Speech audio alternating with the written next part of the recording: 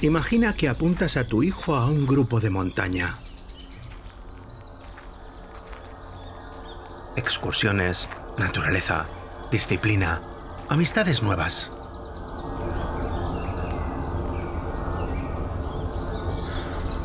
Todo lo que sobre el papel suena a plan sano y a buena influencia.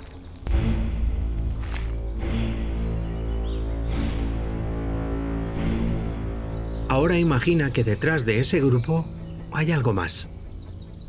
Que ese entorno que parece seguro se convierte, poco a poco, en un lugar donde un adulto tiene demasiado poder sobre menores que todavía están aprendiendo quiénes son.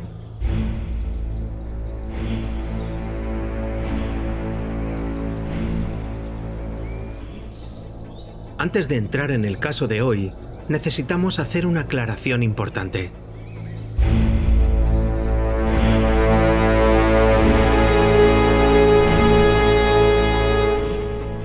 Lo que vas a escuchar está basado en fuentes públicas, sumarios judiciales, reportajes de investigación, hemeroteca y testimonios recogidos durante el proceso que llevó a Edelweiss ante los tribunales.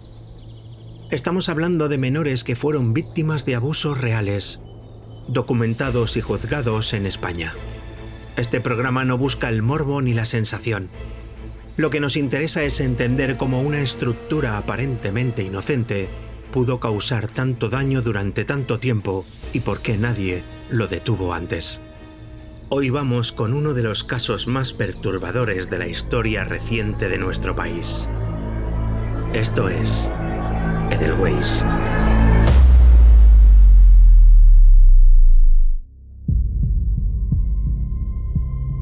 Edelweiss nació en 1970 en España. Su fundador era Eduardo González Arenas, conocido como Edi. Antiguo legionario, con una imagen de hombre serio, disciplinado y carismático.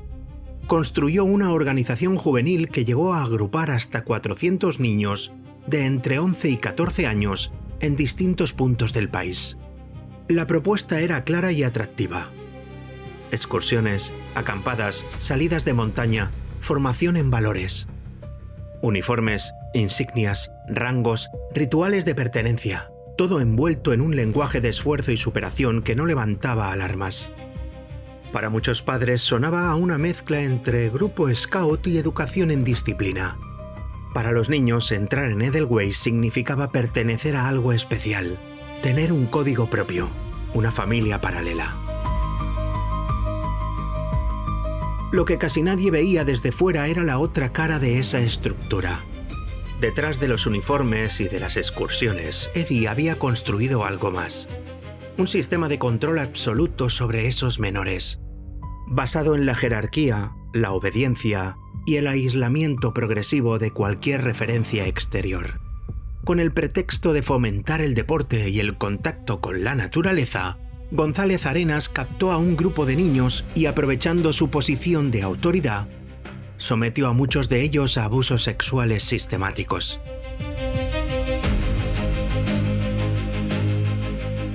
No era un exceso educativo, era un sistema diseñado para que los menores no pudieran ver lo que les estaba ocurriendo, y mucho menos denunciarlo.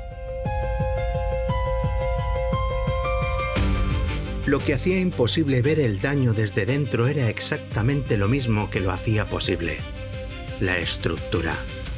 Un niño de 11 años que entra en un grupo con uniforme, con rangos, con un líder que lo trata como alguien especial, no tiene las herramientas para identificar cuando esa autoridad cruza una línea.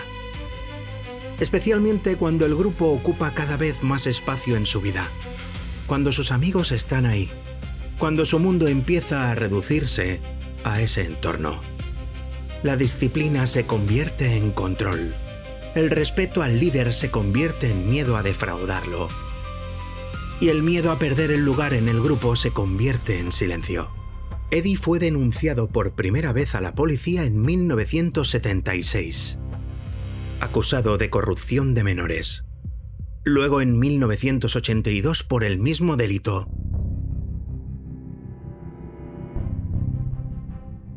Las denuncias no detuvieron el grupo. Edelweiss siguió funcionando captando niños, expandiéndose.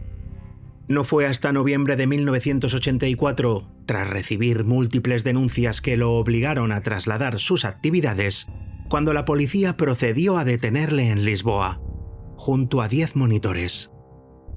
Eddie llevaba más de una década operando con impunidad.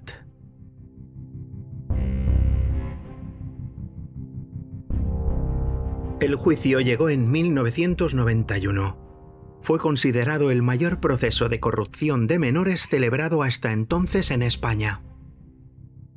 En la sala declararon 75 menores, aunque el tribunal solo consideró probados 28 de los delitos. La fiscalía había pedido para Eddie 450 años de cárcel por 75 presuntos delitos. La sentencia fue de 168 años de prisión por 28 delitos de corrupción de menores. Sus dos lugartenientes, Carlos de los Ríos e Ignacio de Miguel, fueron condenados a 75 años en conjunto, otros 7 monitores a 6 meses cada uno. 168 años, un número que parece una condena definitiva, inapelable.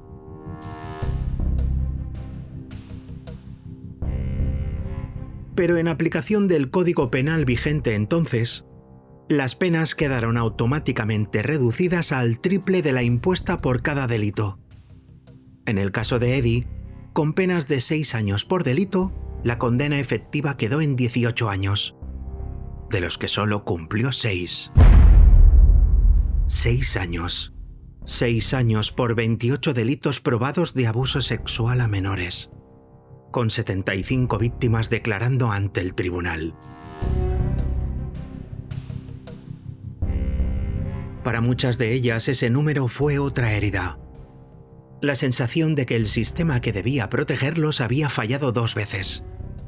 Primero al no verlo a tiempo, y luego al no castigarlo con la contundencia que merecía. Eddie salió de la cárcel y se instaló en Ibiza. En septiembre de 1998, fue asesinado en una heladería de Santa Eulalia del Riu por un joven de 19 años que lo conocía. El asesino fue condenado a 17 años de prisión.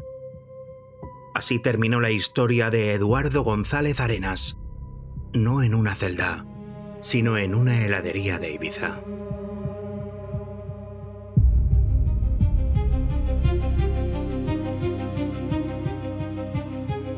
Con este episodio cerramos Sectas en España. Hemos recorrido 4 historias muy distintas. Rama, que se disfrazó de terapia. Cienciología, que se disfrazó de método. La Luz del Mundo, que se disfrazó de fe.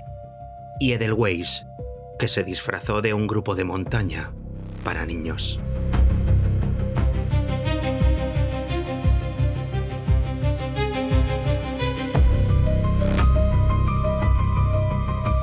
En todas ellas aparece el mismo patrón. Alguien que necesita algo, un líder que promete dárselo y una estructura diseñada para que salir cueste demasiado, o para que ni siquiera se pueda ver qué hace falta para salir. La pregunta que deja Edelweiss no es cómo pudo ocurrir durante 14 años. La pregunta incómoda es, ¿qué condiciones lo hicieron posible? Un entorno que no preguntaba demasiado. Adultos que confiaron sin verificar. Un sistema judicial que tardó en actuar y que cuando actuó redujo 178 años a solo 6.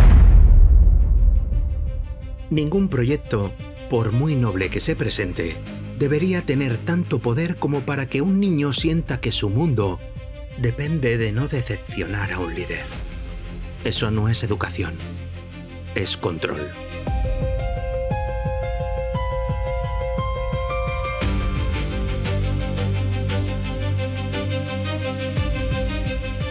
Las leyendas que hemos cazado en esta miniserie no son cuentos exagerados. Son relatos reales de personas que tuvieron que reconstruirse después de escapar de lugares que nunca debieron romperlas.